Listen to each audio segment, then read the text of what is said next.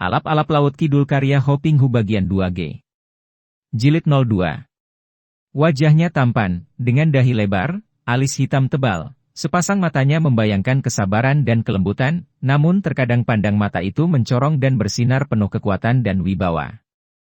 Hidungnya mancung dan mulut yang kecil serta dagunya membuat wajahnya tampak manis. Dia selalu berpakaian sederhana, dengan celana komprang sebatas betis dan baju dengan potongan bersahaja, bagian dadanya setengah terbuka. Dalam usianya yang 15 tahun, setelah digembleng selama kurang lebih 10 tahun, pemuda itu telah dapat menguasai semua ilmu silat yang diajarkan ayahnya. Namun sikapnya yang bersahaja yang rendah hati itu sama sekali tidak membayangkan bahwa dia adalah seorang ahli silat yang tangguh. Lebih mirip seorang pemuda tani yang polos dan jujur. Padahal, dia pandai membaca, menulis seperti seorang pemuda bangsawan terpelajar, dan dia pandai menabuh gambang, meniup suling, bertembang bahkan menari seperti seorang seniman yang berbakat dan ahli. Dia pun tekun sekali membantu ayahnya di sawah ladang atau menangkap ikan di antara gelombang air Laut Kidul yang bermain-main di pantai. Karena seringnya dia menangkap ikan menggunakan jala di lautan ini, Lindu Aji kini pandai pula berenang dan bermain-main di air. Harun Hambali merasa berbahagia sekali dalam hidupnya. Selama lebih dari 16 tahun dia hidup berbahagia bersama istrinya di Dusin Gampingan. Apalagi setelah Aji terlahir. Kebahagiaannya terasa lengkap. Dia sudah terbebas sama sekali dari perasaan menjadi orang buruan. Setelah lewat sedemikian lamanya dia yakin bahwa para pemburunya tentu sudah kembali ke Galuh dan dia tidak menjadi pelarian lagi. Dia dan anak istrinya hidup tidak kekurangan di dusun itu, tenang tentram penuh damai dan seluruh penghuni dusun Gampingan yang hanya terdiri dari sekitar 100 keluarga akrab dengan keluarganya. Semua penghuni dusun Gampingan itu seakan-akan menjadi keluarga besar, hidup rukun dan bergotong royong. Kebahagiaan pasti terasa setelah orang tidak membutuhkan atau tidak mengejar apa-apa.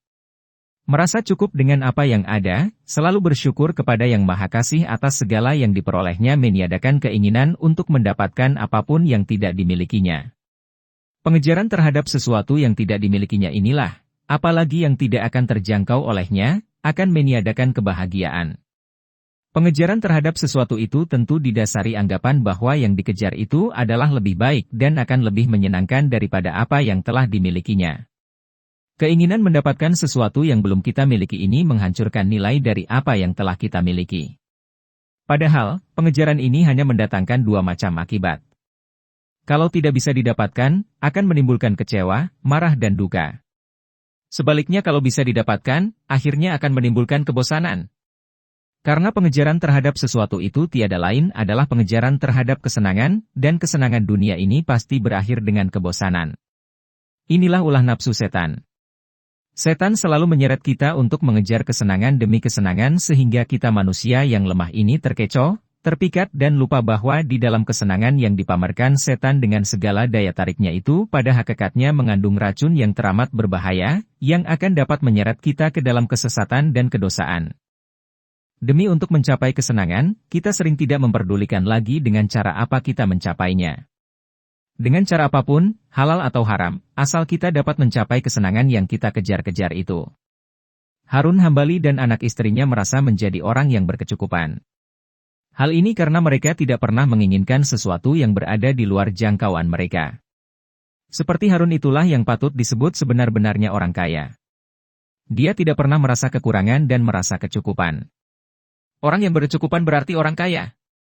Sebaliknya, orang yang selalu masih merasa tidak cukup, merasa kekurangan, biarpun dia memiliki segudang emas, dia adalah orang miskin, orang kekurangan. Jadi jelaslah bahwa kaya atau miskin itu tidak dapat diukur dari isi kantongnya, melainkan dilihat keadaan isi hatinya. Kekayaan materi manusia tidak mungkin dapat diukur. Tidak ada seorang pun dapat mengatakan dengan pasti berapakah ukuran banyaknya harta bagi seorang yang dapat disebut kaya. Kalau memakai angka, berapakah nolnya? Tidak ada yang kaya mutlak, semua relatif adanya. Seperti banyak dan sedikit. Berapakah banyak itu? Berapakah sedikit itu? Yang kurang tentu menganggap yang lebih itu banyak, sebaliknya yang lebih tentu menganggap yang kurang itu sedikit. Yang maha kaya dan maha banyak hanyalah Yang Maha Wisesa, Yang Maha Tunggal, karena segala sesuatu di jagat raya ini sesungguhnya adalah miliknya. Tidak terhingga, demikianlah kalau dibuat perhitungan. Namun, tidak ada yang langgeng, abadi, di dunia ini. Kehidupan manusia tidak mungkin dapat terlepas dari pengaruh dua unsur yang berlawanan. Sudah demikianlah kenyataannya dan karena kemampuan pikiran manusia tidak akan mampu menangkap rahasia besar ini, maka kita hanya dapat mengatakan bahwa memang sudah demikianlah rupanya kehendak Tuhan. Segala sesuatu di dunia ini pasti ada imbangannya atau lawannya. Justru adanya lawan itulah yang membuat sesuatu itu ada. Tidak akan ada siang kalau tidak ada malam, tidak akan ada yang disebut terang kalau tidak ada gelap. Yang satu menentang yang lain, akan tetapi justru yang satu mendukung adanya yang lain. Saling bertentangan namun juga saling mendukung. Justru unsur dua yang saling bertentangan inilah yang menjadikan sesuatu. Tuhan yang Maha Kuasa menciptakan segala sesuatu melalui bersatunya dua unsur yang saling bertentangan ini.